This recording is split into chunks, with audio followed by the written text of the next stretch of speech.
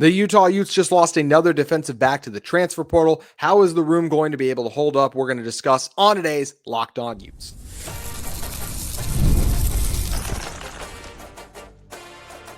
You are Locked On Utes, your daily podcast on the Utah Utes. Part of the Locked On Podcast Network, your team every day.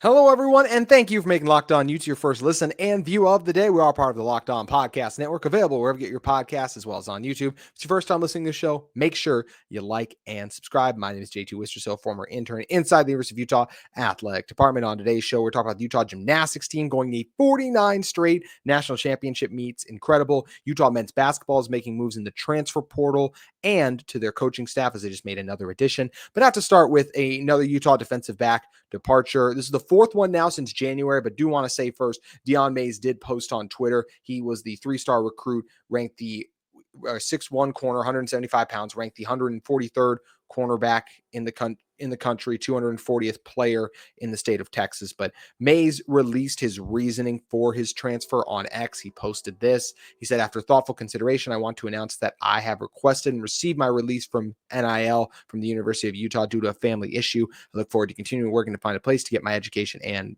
play ball." So first off, thoughts and prayers, obviously, to Dion Mays and his family with whatever they're going through. That is number one and most important thing, is hope that everything is okay with him and with his family as well. So then the question becomes, hey, is the Utah defensive back room going to be all right? Yes, it will be. And they've lost a lot of guys now. This is the fourth departure, and this is different than the other departures because of what Dion mentioned with the family issues. But this is now the fourth departure the team has suffered in the cornerback room since January. So that obviously is something, but I do think that Utah is going to be okay. Mays, I think, has a chance to still be a really good player, and wish him the best of luck with wherever his future home ends up being, but he wasn't not an early enrollee either. So I don't think he was going to, it's really hard for freshmen who are not early enrollees. It's hard enough for freshmen to compete. If you're not an early enrollee, you're not going to compete anyways, more than likely for a job your first year, because you usually have to redshirt. Most freshmen do. It takes time to acclimate and get up to speed. Caleb Womu, prime example, redshirted. Next year, springs onto the scene, one of the best left tackles in the Big 12 last year. So most of the time, it takes freshmen time to acclimate. So I don't think Mays would have been a big part of this. But I do think the Utah defensive back room is going to be okay. I should say the corners especially. We often group guys in, safeties and DBs. I love Utah safety room. I could argue it's the best group they have. Teo Johnson, Rabbit Evans, and also you get a look at what a guy like Nate Ritchie can do. I love that group. I think that three-headed monster is going to be something special for Utah. But I do think Utah's still good in the cornerback room. Obviously, Smith Snowden is one of the best corners in the Big 12. He was phenomenal last year, and I do think he should stay in the slot, and I think that's what Kyle Whittingham even said he was going to be doing. You get Elijah Scooby Davis on the outside. I thought he was really good in his first year starting. Some small growing pains, but overall a really good starter, and I think he's going to be really good for this team. Then you get a guy like Blake Cotton. I think the UC Davis transfer is a guy that I expect to stand up. Other transfers like Rock Caldwell, Don Saunders coming from Texas A&M too. That's a guy that's incredibly intriguing. And there's other guys like Tristan Thompson, Jason Stokes Jr., who could all end up factoring into this. But I believe the top corners this Utah team will be some combination of Smith Snowden, Scooby Davis, Blake Cotton, and then probably Saunders as the fourth guy. But yeah, it's definitely a thinner room, and it is unfortunate that a guy like a Kenan Johnson decided to leave. Now, he left in January, and I don't know if it was just he wasn't going to be ready to recover in time or what the case was there. But losing guys like Kwamari Shemwell and Sammy Hunter, those are still the departures that probably hurt the most from this room, because if you look at what happened with Sammy Hunter as well as Kwamari Shemwell, those are both guys Coach Shaw talked about as impressing him during the offseason workouts, and both guys he felt like had a chance to contribute on this team. And then they end up leaving too. And it's like, oh, so now your depth is taking another hit. To me, Utah has to add a defensive back in the spring transfer portal. When it reopens, I don't know how this team doesn't add anyone and is just fine with who they roll with too. Because there are 5-6 guys right now that you could be like, there's only 5 guys on this group. You can be like, they have experience playing. And then you get guys like Jason Stokes being the freshman, as we mentioned, and then Tristan Thompson, who is a guy who's still developing, though I don't think you can be like, yep, those are, and they're on the inside. So maybe they feel like, yes, these are really good depth pieces, but I would go in the portal and find a veteran defensive back that you can bring on that's committed to working hard and going to contribute to this team. I think Utah has to do that, especially at the cornerback spot. So excluding Mays, why have so many of these cornerbacks transferred? Well, I do think the biggest thing when we're just going, hey, we don't know each of these guys' individual reasons. And number one, I want to say this. I think Sharif Shaw is a tremendous coach. Mays, we just talked about different reason with some of the family issues things, but I don't think all of these corners transferring are indictment on Sharif Shaw. I really don't make much of like, how does this affect Sharif Shaw as a coach? Well, I would much prefer or just put way more weight and value into the amount of cornerbacks he's helped go to the NFL, Jalen Johnson, Clark Phillips, soon to be Smith Snowden too, and Zamiah Vaughn, another guy who's going to be there soon. Like than I would a couple of younger players just deciding, or in one vet and Johnson just deciding that, hey, I'm going to transfer like that. This to me is not that big of an issue for Sharif Shaw. So why do guys transfer? I think playing time is a big part of this. It did sound like both that Hunter and Shemwell were probably going to be more slot guys. Smith Snowden is the slot's position on lock, so they weren't going to see the field. So playing time could be a thing.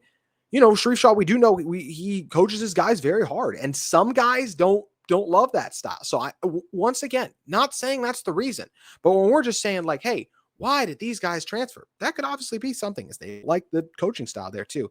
Possibly could be NIL related. There haven't been reports or claims of that. And so I don't think that's it, but that's always something too. Some of the guys might not want to be so far from home too. That's always a factor and possibility in this as well. It's like, hey, Utah can be far away from where a lot of these guys end up coming from. Hunter was a guy from Texas, I believe. So those are the types of things that you see guys moving on. Well, for like Shemwell's a guy from California, and Hunter was from Chandler, Arizona. So Chandler from Arizona, and even a guy like Kenan Johnson, Minnesota. None of those places the closest to Utah. Arizona, obviously closer, but still not right there. So that could be part of it too. And there's always other reasons we don't know about with this, but yeah, it's weird that now we already mentioned the reasoning for Mays, but the fact that 4 cornerbacks are in the portal and Mays is a recruit who's just kind of doing his next commitment. But the fact that all of these guys are leaving, it's definitely weird. It's something to monitor, but I'm not overly concerned right now because none of these guys seem like they were going to be starters, and maybe they weren't even the next man up. So that's where, hey, in an era of transfer portal and constant recruiting and adding, I do feel like Utah can replace these guys and still be good in those spots. But yeah, it's definitely something that this many defensive backs have entered the transfer portal. But in Sharif Shaw and Morgan Scalley, we trust. That's something I've been saying for years on this show, and those two coaches have never let us down. So there's no reason that we should doubt them. But it is something that this many guys are in the portal too. So very interested to see how Utah is going to handle it. But I do like the way that this Utah defense still looks. I think they have several strong candidates in the cornerback room to step up. There's a lot of defensive ends who should be able to get pressure for this team. I've talked a lot about, I still have questions about the defensive tackle room and the defensive end room still to some regard. But when you have that many guys in there, you're hoping some of them can be good. Linebacker room should be really good. Linebacker and safety, probably the strength of this team. I think Lander Barnes going to have a big bounce back year. Jonathan Hall, second year playing linebacker. I expect him to acclimate the position even better. Getting a veteran like Leavani Damuni back, who's played at such a high level too. I think the strength of this defense is going to be the linebacker and safety room, and cornerback, defensive tackle, defensive end will all still be good for Utah. But because of some of the unknowns there is why I've consistently said Utah defense will take a slight step back. Not number 1 defense in the conference, maybe not even number 2, but somewhere to that top 3 to 5 range is more so what I'm expecting, just because Junior Tafuna, Van Fillinger, Karene Reed, Connor O'Toole, Zamiah Vaughn, you don't lose guys, and Keanu Tanavasa, Simote Peppa, you just don't lose guys like that all in one offseason get better normally on defense. Please prove me wrong, Utah defense, but still going to wait and see how it ends up shaking out. So fascinating to monitor what Utah does in the spring portal once it reopens because of some of these departures. And that's something we'll continue to discuss on Locked On Utes, but we'll also have to discuss what the Utah men's basketball team is doing in the transfer portal. Going to talk about that in one moment. But first, today's episode of Locked On Utes is brought to you by our friends at TurboTax. This is a message from our sponsor, Intuit TurboTax. Taxes was waiting, wondering, and worrying if we're going to get any money back. That's what taxes used to be. Then waiting, wondering, and worrying some more. But now, Taxes is matching with a TurboTax expert who can help you do your taxes as soon as today. An expert who gives your taxes their undivided attention as they work on your return while you get real-time updates on their progress so you can focus on your day. An expert who will find you every deduction possible and file every form, every investment, everything with 100% accuracy. There's no waiting around, no wondering, no worries. Also, you get the most money back guaranteed. Hence why you don't have to wait, wonder, or worry. Now this is taxes. Get an expert now on TurboTax.com. Only available with TurboTax Live full service. Real-time updates only in the iOS mobile app. See guarantee details at TurboTax.com/guarantees. Once again, you can see guarantee details at TurboTax.com/guarantees today. If you want help with your taxes, head over to TurboTax right now.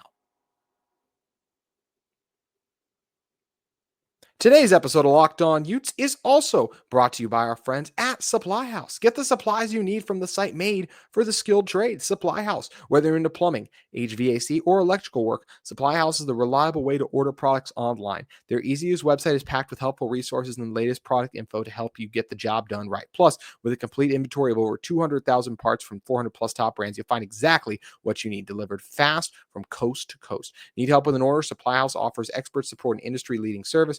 You'll always talk to a real person, and for trade pros looking for the extra edge, their free Trade Master program offers exclusive perks like a dedicated phone line, free shipping, and discounts on every order. Thousands of skilled professionals are already taking advantage. Now it's your turn. Join the Trade Master program today at supplyhouse.com/TM and start ordering plumbing, HVAC, and electrical supplies with just a few clicks. Plus, use that promo code SH5, 5% off your first order. That's supplyhouse.com. You can head over to supplyhouse.com and use that promo code SH5 for 5% off your first order at supplyhouse.com today. We were curious to see what Utah would end up doing in the transfer portal, and they have started to make moves. The men's basketball program has added their first major addition, and they have found Terence Brown. The Fairleigh Dickinson point guard comes over, a 6'3 sophomore, 175 pounds last year, so junior and senior year still left to use.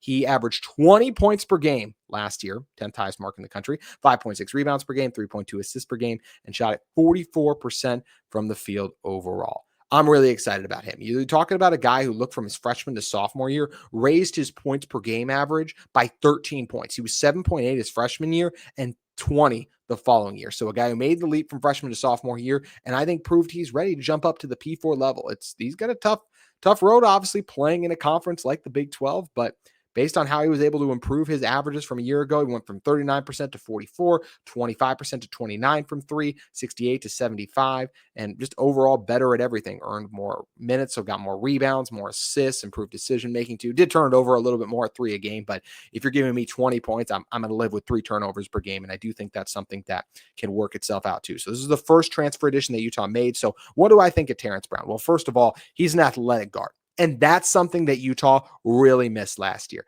They had really nice shooting from Gabe Madsen, and Miro Little as an undersized point. Well, that just didn't work out. Miro Little just didn't work out with Utah, obviously. So now we see why he's found his next home anyways. And Terence Brown is an athletic guard. And that's what Utah needs. An athletic guard who can get out and transition, make plays, and put pressure on the rim in the half court. That's something that stands out right away when you turn on his tape. The amount of plays he makes in transition, the amount of times, and he gets after it defensively too. He's got quick hands, will poke a ball out, and then he's out and running in transition, and he can feed his teammate, or he can rise up top and throw it down as well. You have to be an athletic guard in order to have success in the Big 12. And I do think that that's one of the things that Brown absolutely possesses too. He's a nightmare in transition, attacks the rim aggressively. Another thing that Utah missed, and I just alluded to it a little bit, a player who could put pressure on the rim in the half court. All of the best basketball teams at any level have that in a guard or a forward even. And that is absolutely what Brown can do. You really needed a guard, in my opinion, at college level. More often than not, we see guard play end up being the difference in college basketball too. Look at what Walter Clayton Jr., the run he just went on with Florida, helped lead this team to the national championship and help them win it because of his electric shooting, but just also strong guard play. In the championship game, he didn't have it fall in the first half, but he's making the right reads and right passes. And speaking of making the right reads and passes, he does have good court vision. Is a guy who, because of his toughness when he drives to the hoop, he can finish through contact, but what can he also do? He can dump it off to his roll man to have them throw it down inside instead. He is a guy that has good vision. He's got good mid-range pull-up jumper, a nice handle, can get by defenders too. Massive step up to the P4. So what does he project as? That's where I definitely don't think this is something where, hey, Terence Brown is Utah's starting point guard. But this is a guy who could be Utah's starting point guard to me. Utah should bring another competition, have him compete for the job. But I absolutely think Brown can win the job because of all the abilities that he has. I mean, a guy who averaged 20 per game. Is he going to average that at Utah? I don't think so. In making this jump up, I would expect that to go around to probably somewhere like 13 points per game. I don't expect him to average the 70 averages freshman year. I think he's a better player than that now, but I just do think His growth will help him, but the jump up in competition will also be stiffer. But it's a guy who can knock down threes, who can score off the dribble, and get by a defender, score at the hoop, or pull it from mid-range. So you get 3-level score in there too. A guy who can make the right plays and passes. He was fantastic at Fairleigh Dickinson's level. Now, how's he going to do at that next level up? That's the question that Utah has to figure out. But how can you not watch Terence Brown and be excited about what his upside is, especially if he just turns into a really good backup point guard? I think he's a huge luxury for this team. I think he will be an upgrade over like what Miro Little was last season. I think he has a chance to be a really good player. Terence Brown does for Utah. So really like this addition that Alex Jensen, Wes Wilcox, and Coach Chilius have all been able to make. But this wasn't the only addition that Utah basketball made to their program, as they also hired Eric Daniels at Utah, who was a coach who was at Utah State last year and then spent the past several years with Weber State. So, and this is the guy too, his father was Donnie Daniels, who was a longtime assistant under Rick Majerus. Utah basketball, the reason they hired Alex Jensen was to try and get back to the glory days of the Majerus era. So hiring a guy who grew up around that era and whose dad has immense experience as well, like had the experience with Majerus, I think is a big deal too. And when you're talking about a guy like Eric Daniels, this is a guy who, you look at what Alex Markham brought up about him with Utah Rivals. This is something where he raved about his ability to develop talent. He was good with his X's and O's too. Guy who has strong recruiting connections, being around the sport for as long as he has, especially just being around his dad, who also has strong recruiting connections. So this feels like a really good get for Utah. If you look at what they've done, you get a guy in Chilius who we know is really good at developing and finding talent. He found Isaiah Thomas. You get a guy now in Daniels who helped Weber State become one of the top programs in the Big Sky for a very long time. And this past season, despite another coaching change after Danny Sprinkle left Utah State, the Aggies, new coach, no problem. They're still a strong team. Make March Madness yet again. That's a program that he helped keep at the forefront of the Mountain West. He's a really good assistant coach, and this feels like another really nice hire. I really like how this Utah basketball roster is rounding and coming to form. Also, just speaking of Utah basketball, how cool was it to see Luka Doncic like congratulating Alex Jensen on the bench, like talking about like, hey, you got the job, don't you got to go there? And he's like, nah, I'm finishing out, or whatever he said. And I think I said that it's on the radio the other day. I do not get, I totally disagree with the sentiment that Alex Jensen should be at Utah right now. To me, a coach preaches a message of being all in. Alex Jensen made a commitment to the Dallas Mavericks. He should be all in on that commitment. Once the season ends, you're free to do whatever you want. You were committed to a team that season, but he should finish out that commitment. He's already able to do both things and help recruit a little bit, make some phone calls around his other job. And he has a really talented staff in place, and having a GM in place is obviously a huge part of this. But if Alex Jensen is going to preach to his players on being all in and fulfilling their commitments, that's what I want him to do with the Dallas Mavericks right now. It's as messy as things are with the Luka trade, and man, Luka had a performance against them the other night.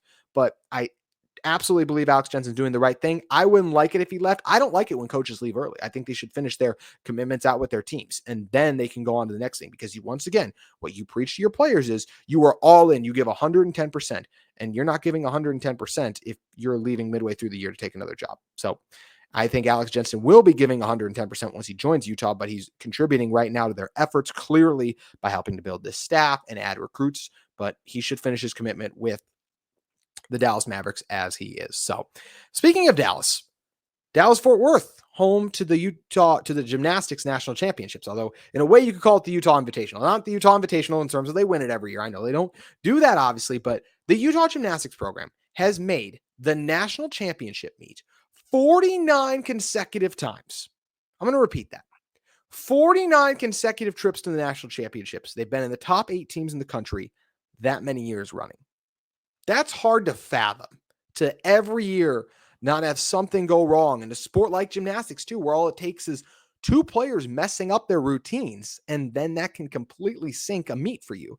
So it's just incredible what this Utah team has done. Hats off to the Utah gymnastics program, and just amazing what Carly Dockendorf and this program continue to do. She had a quote from the Utah Athletics website where she said, well, 49 straight, I guess we can officially say that now. So that's pretty exciting. And it's absolutely incredible. And Utah trailed in this one too. Actually, they hosted the regional up in Salt Lake City, and they trailed Denver for a while. Minnesota ended up finishing in last, but UCLA got the top spot. But Denver was ahead of Utah for a lot of it. But in the end, Utah was able to pull ahead and pull it out. They actually ended up finishing in first, 197-825. UCLA was second, misspoke, sorry, 197-625. And then you get Denver, 350. But there was a time where it looked like the Red Rocks were going to be in trouble, and they were able to pull it out yet again. So just continue to be so impressed with this team and the program and what they continue to do. It's remarkable. It is a program that just consistently is among the best in the country. You have players like Amelia Morgan who are always able to step up, the Grace McCollums of the world, who got the 10 on bars. How incredible was that?